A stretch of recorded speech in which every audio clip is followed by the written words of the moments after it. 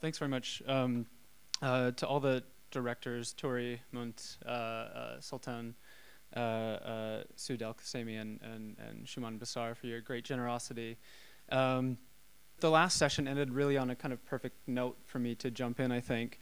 But just a brief preface. I have a background originally in computer engineering. Worked in Silicon Valley in about 2001, right when the bubble popped in front of my face, and I ran screaming into architecture, which seemed stable and enduring. And then architecture actually cost a lot more money to study, and then I moved back into technology to pay off that debt, and it somehow ended up between the two, and very recently was offered a position to think that through at the Guggenheim. So the former panel was much more about new museums. I'm working for an old museum in the world of museums. It opened in the 1930s, but with a brand new position, and I think possibly the first position of its sort in the world that puts together two sort of polar opposites, as we heard just before, the kind of the ephemeral and the light and the cheap of the digital with the heavy and the durable and the intergenerational of architecture. And so I see the position as sort of a test, sort of an essay in itself, sort of a possible prototype. And I think that typically when I give a talk like this, I try to treat that also as a kind of essay or prototype. So that's what I'm going to do today. I've been in the position, as Turi said, for 4 months now. I don't know what it means or what I'll get to do or what they want me to do. I can show you where the building is. That's about as much as I know of the institution. And so it makes perfect sense that I'm sitting on a couch, first of all, because it's the anti-TED Talk. The TED Talk, you have to know what you're saying. I kind of don't know what I'm saying yet. And also, it feels like it's the kind of architecture of therapy, of psychoanalysis. So I sort of feel like I should be lying down, like I'm the patient.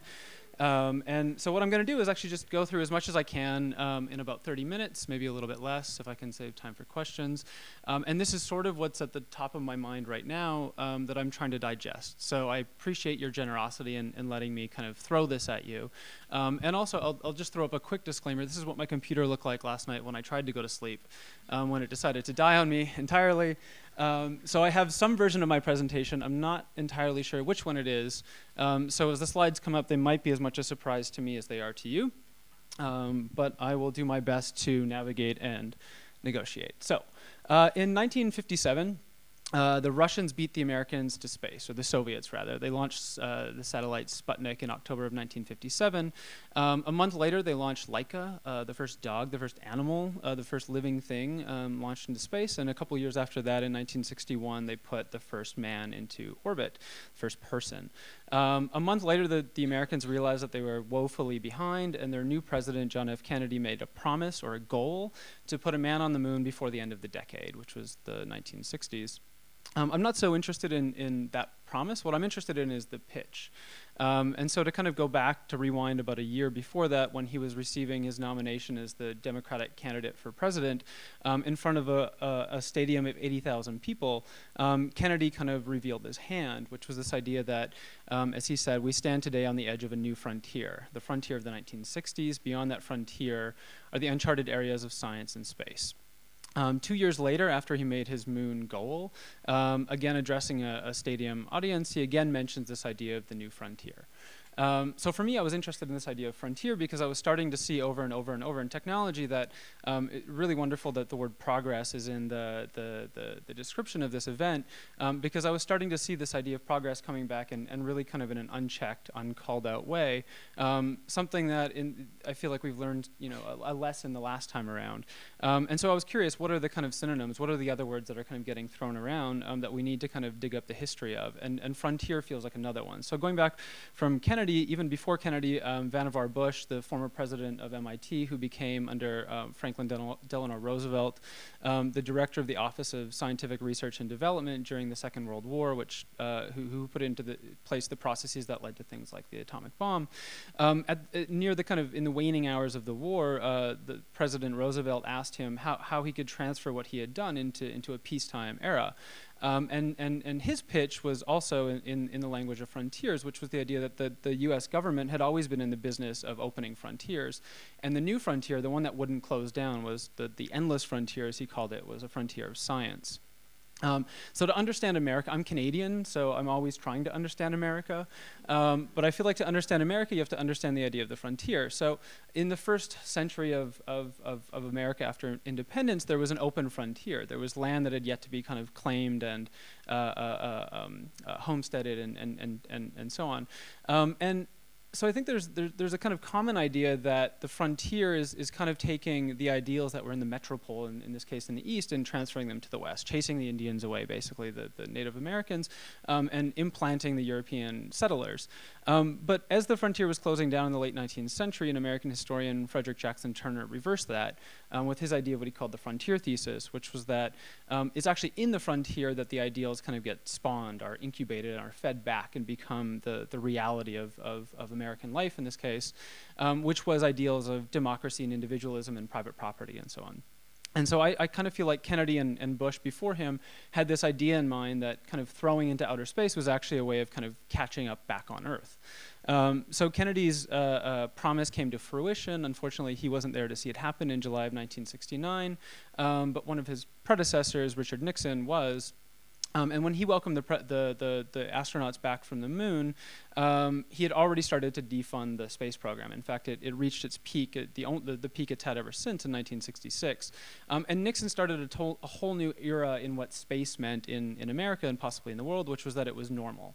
So it was the kind of normalization of space rather than this amazing kind of frontier for innovation. And the kind of quintessential image of that, I think, is the space shuttle, which is a reusable vehicle. It doesn't have the kind of event aspect of it as the Apollo mission that went to the moon before, which everything was kind of a one-time use thing. This was basically like a bus to lower Earth orbit that flew from the 1980s until 2012 with very little fanfare, and in fact kind of flew space right out of the imagination of the American public, except for when it exploded, like in 1986, or again in 2003 with Space Shuttle Challenger that spewed debris all over the southeast United States.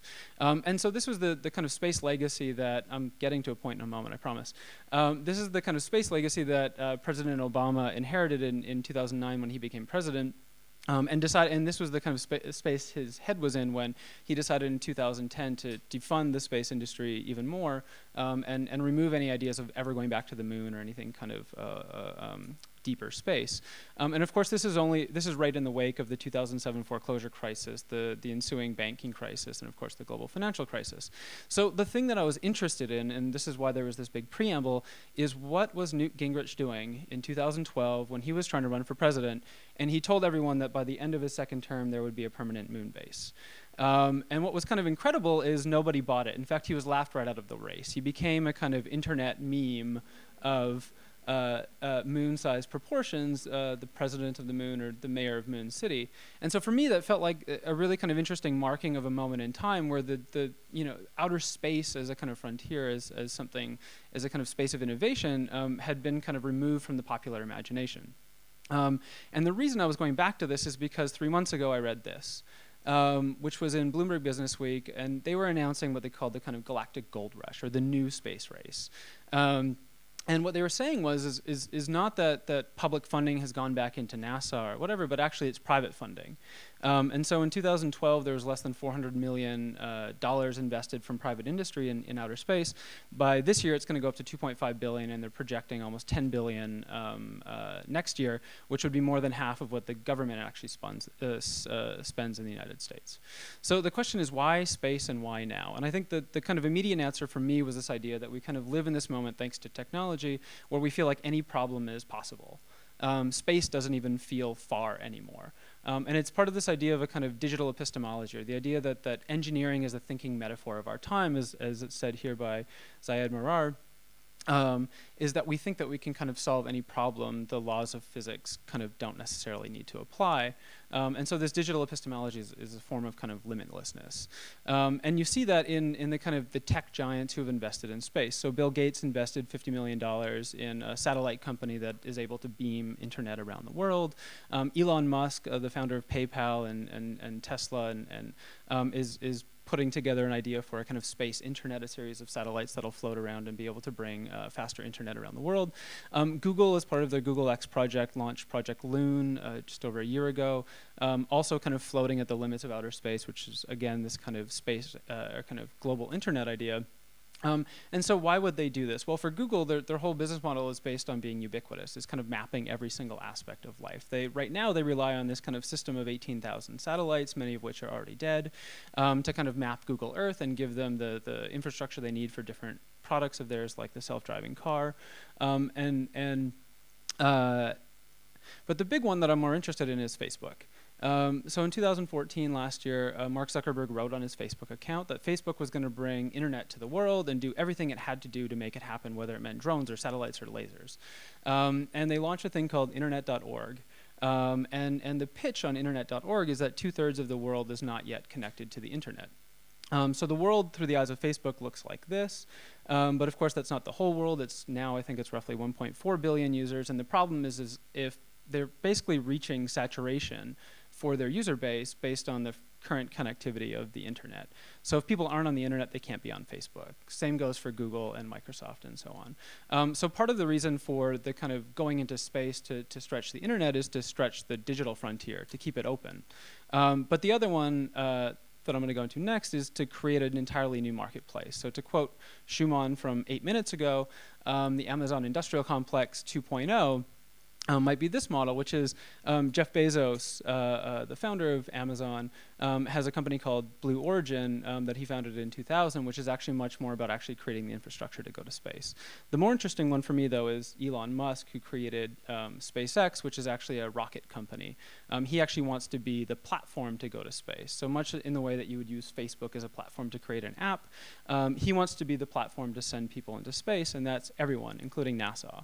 So in 2014, with the Russian annex of Crimea and the sanctions that followed, the Russians stopped allowing their rockets to be used by the US, and immediately NASA responded by giving a big fat contract to SpaceX to send its astronauts into space. But the next big move for SpaceX is to create a reusable rocket, which for Elon Musk is a way to get to Mars, because it'll reduce the cost by roughly 100 and allow for what he calls extinction insurance for mankind.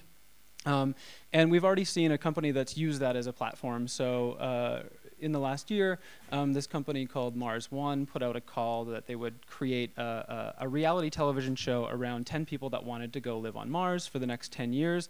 That would be used to basically crowdfund, raise enough money to get them to Mars, and they would use the SpaceX Falcon Heavy rocket to take them there in 10 years, and on a one-way mission. The other one is this idea of asteroid mining, which maybe you've come across, which is totally zany. But it's basically the idea that you can hop onto a SpaceX rocket, get into space, and go and pluck minerals like platinum, metals, and so on from these asteroids that we're starting to run out of on Earth. I mean, what was interesting for me is that it was just this idea that the model was to create an economy in space. And so if space was the kind of ultimate frontier, it was also the kind of ultimate public investment. Now it looks like it's starting to become possibly privatized. And that's a little bit troubling and kind of terrifying.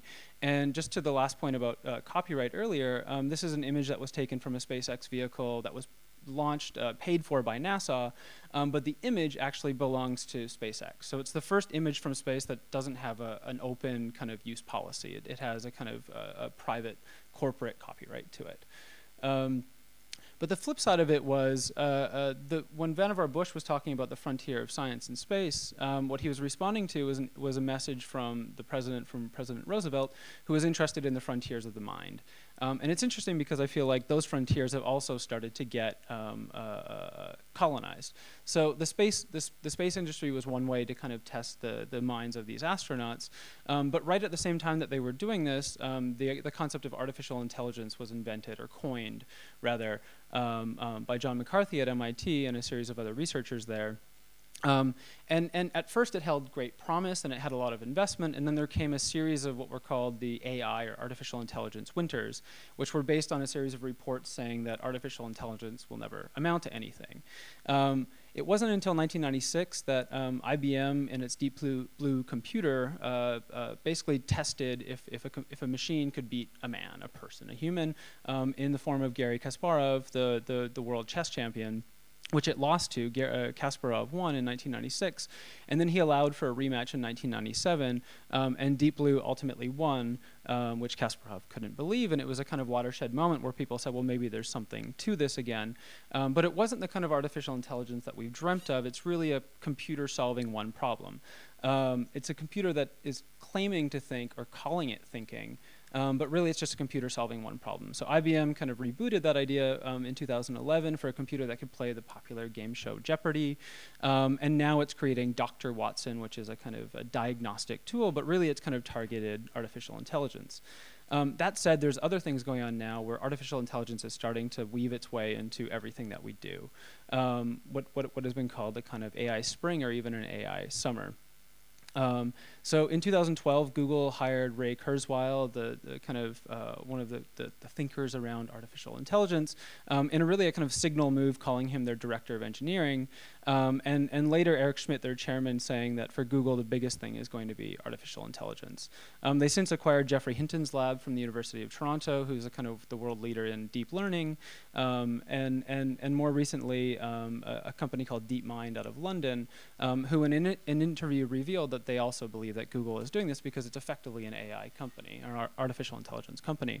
They're not the only ones in the game. Facebook has collected a series of people to create their own labs, as has Yahoo. But what was interesting for me is that the editor-in-chief of Wired magazine, Kevin Kelly, recently on Reddit wrote, I think that commercial, cheap, ubiquitous, boring AI delivered as a utility service will be the defining disruptive technology in the near future, meaning that AI kind of all around us. And I think we've already started to see that. It was part of the idea in Her, the film, which came out just under 2 years ago, and I remember watching it thinking this is way into the future. Yeah, I'm not so interested in that. I'm more interested in the fact that you're a robot. What? No, I am a real person. Maybe we have a bad connection. I'm sorry about that. Okay, so if you were a robot, you would tell me if you were a robot? I am a real person. Maybe we have a bad connection. I'm sorry about that. No, I'm pretty sure we have a good connection, but if you were a robot, you would have to tell me, or else it's against the law. You know that, right? I am a real person. So I don't know if anybody came across this, but this came out a few months ago under the name of Samantha West. It's a person who's a kind of telemarketer, and it went across NPR and a number of different news channels in the US, where people had recorded these voice recordings, these interactions with this person, but realizing that it was sort of convincing, but it was actually it felt like it was a robot. They were never really kind of answering the questions. And what's interesting to me is that many people have been fooled by this. You have to kind of start to ask the right questions to realize if it's a robot or not. But even more, these companies think that a robot can do the job of a human being, and they're rolling it out in production. Just the other day at South by Southwest, there was this person appeared on Tinder, which is a kind of a dating app based on geolocation and proximity and so on. So people that are kind of around you will pop up on this app, and you can kind of really quickly cycle through them and decide if you want to become friends or more. And so this girl came up on the app and appealed to a lot of people, and she entered into conversations with them. And I think I have a pointer here, yeah. So entered into conversations which were apparently, according to many accounts, very kind of engaging. People started to fall in love in these text messages already. And then she would send you to her Instagram account to ask if she passed your test. And the test she was talking about was the Turing test. The Turing test is the idea of if you're not directly engaging with or if you're engaging with a computer but you don't know if it's a human or a computer, it passes the test if you can't figure it out. And actually what it was she was a bot, a robot, an artificial intelligence robot working on this dating app, Tinder. And she was basically just advertising a film that's coming out in the US in April called Ex Machina. And so when you got to the Instagram account, it was revealed that she was a robot. And so this kind of going back to the space, the kind of privatization and kind of corporatization of space, it seems like the same thing is happening in artificial intelligence. So this idea that many of the AI startups aren't developing these Skynet being the kind of crazy system from the Terminator, or human-like machines, but are rather focused on making clever tools to solve specific corporate problems. Basically, they're kind of entering into the economy. So these kind of first two expositions were to kind of say that we have the privatization of outer space and we have the privatization of inner space. I've got like 5? Okay, so I'm gonna go fast, faster. So we have the privatization of outer space and the privatization of inner space, and the question that I'm more interested in is the interface between those two things, because at the interface of the deep mind, of the inner space, is the body, and the interface of deep space is potentially architecture. So first, the body. What's going on with the body? Well, in 2020, they say the Special Olympics, the athletes will outperform the Olympic athletes. So we've already seen Oscar Pistorius in 2012 racing in the Olympics, but this is also trickling down to kind of non-Olympic athletes, into other things like zoomable contact lenses or contact lenses with cameras in them, or this product by Dexter Robotics, which is basically a haptic feedback mechanism that allows you to transfer touch to somebody remotely, or another company that is using actually the waves of the brain to control things. And that's where I think it gets interesting, is where this kind of exoskeleton, this kind of prosthetics that are being developed for your body are actually connecting directly to your brain. So you have the DECA brain-controlled arm, or more recently, the company called Magic Leap that's actually trying to turn your brain into a display device. So it's really kind of, rather than Google Glass, which is a screen that sits in front of you, this thing shoots rays into your eyeballs and makes you see something totally different in a way that it calls a kind of form of magic. So it's a totally obscure company at the moment, but these are the videos and images that it's been sending around. And at a talk called The Future Synthesis of Imagination and Sensory Machines, at TEDx in Sarasota, it was a talk that basically had no information except for an astronaut standing on stage and a band playing behind him. So in architecture, this from a quote from Joseph Grima, who I believe might be here, in a recent book: "Once a sanctuary, the home is now a geotagged broadcasting studio from where we share our most intimate moments and display our carefully curated online identities." So even the home now is starting to become a kind of connected digitally kind of space through things like the Nest thermostat, or Amazon's Echo, or even more recently through the iBeacons that allow you to tap into things like an iPhone and figure out where these objects are in physical space, which of course becomes much more interesting when it's always with you and it's always on you, like with the Apple iWatch, which Tim Cook said the other day, it's not just with you, it's on you. It's literally kind of connected to your body. And not only that, it's also kind of reading out the biometrics of your body. So now you're kind of feeding all of this information about who you are as a human into your architectural surroundings. And so I'll jump to this one quote from Mark Wigley. What's interesting to me here is that you actually have this kind of everything starting to be connected through digital protocols. And so this is Mark speaking in 1991 about modern architecture being the kind of ultimate prosthesis and having the goal of kind of being clothing for the body. We're actually now arriving at that kind of ideal of architecture. And so to go back to this idea of if digital is kind of cutting across this from the frontiers now to the tightest interfaces, we have digital kind of running across everything. We have a kind of digital flatness, and I think relates to the talk around object-oriented ontologies or these other things that basically say that everything is kind of equal. And I think digitization is a kind of equalizer. It's no longer about having environments around you, it's about being one thing among many. And so how am I doing? 2 minutes? Okay, cool. So one second to last thing is this idea that digital is maybe the new analog. So when analog, the original idea with analog was that it was meant to be analogous to the physical world. There is no more physical world. Is potentially a potential jumping off point. There's only the digital world, and that's actually what we understand. That's what we can kind of relate to and be analogous with. So the last thing I'll show is just a report that IBM did recently to figure out what would that mean. You know, could that actually scale up? What happens in 20 or 30 years of this? And their big problem that they identified was that this is all based on what's called the client-server model, where all these devices are talking to the cloud, talking to one server somewhere. But if these devices go from 10 billion as we have them now to 100 billion in 2050, that model is going to break down. And the model that they have it pointing to, which you can't really see, is all these devices connecting directly to one another. And their idea was that the only way for this to happen was to have them connect through a universal digital ledger. And I'll just jump ahead actually. to what they mean by that. And what they're doing is they're playing off of something, a kind of recent kind of move in technology, which is the understanding that Bitcoin, which is this digital currency, is actually not itself a kind of object or hermetically sealed thing, but rather it's an application of something else that was introduced with it, which is the blockchain. And the blockchain is basically what IBM was calling this ledger, where anything that's written into it never goes away. It's a kind of perfect trust system for logging history. And I just wanted to get to one last thing, which is Ethereum. So what IBM wove into their product, the thing that they kind of worked on to show what the future of this might be, was a product called Ethereum, or a company called Ethereum, or a platform, I'm not really sure what to call it, which is basically taking Bitcoin, but rather than Bitcoin as currency, it was Bitcoin for anything. And the idea is that you could have smart transactions. So you can transact anything, and it would be perfect. It would never be forgotten. It would always be in the ledger of history, and everybody would always agree. And when they launched it, they did a kind of crowdsourcing campaign, and they raised, which was the highest ever, rather. Somebody tweeting me.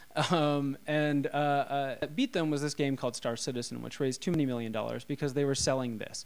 So it's a game that people are projecting as the potential system for the way that the Internet of Things will connect, the things that will connect all of us to our environment, to deep space, to inner space, and so on.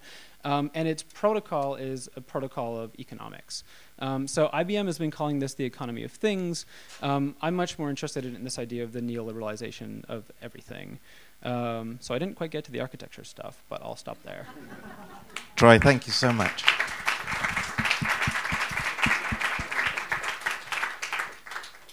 Okay. We are pushing on time, but it was such a fantastic talk, and it brought up many, many things. We can take one or two questions or comments from the floor. Turi, did you have one? Because I saw your eyes light up a number of times throughout. Well, we'll go there, and then maybe Turi. Could I? The microphone, please. Maybe just use this as an opportunity. Could you just quickly talk about the architecture part of your? In 30 seconds. Yeah, I won't do any slides. No, I mean, so what I'm trying to do is to figure out. This was a ploy, wasn't it? So you didn't have to talk about the architecture part. Well, we're out of time. No, the architecture part is really what I'm interested in. I feel like there's. I mean, the pace of the talk and the kind of enthusiasm maybe makes it feel like it just kind of keeps going in this direction. But where the talk goes next is to say that actually this kind of acceleration, this gobbling up of everything by digital technology, I feel like one of the limits might be architecture. I feel like architecture actually necessarily moves slowly. I think it was really nice. I think it was Gabriel who said last that you can't really replace the experience of architecture. And I'm nervous about saying it, especially on camera, because I feel like it's a form of being conservative. But I almost feel like there might be something interesting about architecture being a form of being conservative. What I was going to go to last was this idea of anxiety today, and I was going to quote Douglas Copeland, which I don't have to because Schumann's here, and he would probably tell me I got it wrong. But basically, it was the idea that we kind of, because of all this technology, because of all this kind of vertical integration between everything, it's a form of great anxiety. And actually, architecture could potentially be a place of repose. And I feel that, and he would probably tell me I got it wrong. But basically, it was the idea that we kind of, because of all this technology, because of all this kind of vertical integration between everything, it's a form of great anxiety. And actually, architecture could potentially be a place of repose. And I feel that if all of these objects are connecting to each other and making everything like everything else, art has always been that object that's not like everything else. Kind of by definition, it is apart. And so I feel like if architecture can be a moment of repose, then the museum specifically could possibly kind of lead the way. Why didn't you say that at the beginning? Turi, was there anything you wanted to know? You good? Oh, and okay, James, can you pass the microphone, please? Sure. I like architecture being a repose. Can it also be a critique? Because it strikes me you're not the only creator I've come across who's doing this architecture and digital thing. There's a really nice combination there. And it seems like architecture possibly has a legacy of theory and critique that can be applied to the digital in a way that other things can't. For me, it feels like the history of art criticism and the history of other forms of criticism, and there's not really ever been any good engineering criticism, though there should be, lack the kind of tools to address networks, the levels of complexity you find in the digital, whereas architecture has always had to exist in the world where these technologies are existing, so it may perhaps have something more to say about them that other disciplines do. Well, I think on that point, you're sort of my guru, because last night, while my computer was dead, I was reading Moose Magazine and your interview with Omar, and you were saying that it's only by really understanding how these processes work that you can form a proper social political critique. And I guess I feel like one of my mantras, or the thing that kind of gets me up in the morning, is the idea that you're right, architecture is steeped in critique, but I feel like architecture might be stifled by critique. I think architecture tries to critique by stepping out. And I'd be curious, what would happen if architecture goes through to the other side? What if architecture did use those tools of critique to understand what happens when digital technology comes inside the space of architecture? So I don't know if that's totally an answer. It's more kind of that's the program, and you'll probably get an email from me asking you more about it. That is if your laptop doesn't break down again. Yeah. And we'll take one more, perhaps, Anne. Yeah. You just touched on it, but what is art for in this context? Does it still have a role? Is it just going to be a kind of anchor, or is it going to keep up? Okay, so I'm an architecture curator at an art museum, and I've learned every day since I've been there that I'm not allowed to talk about art. But I will say off the record, I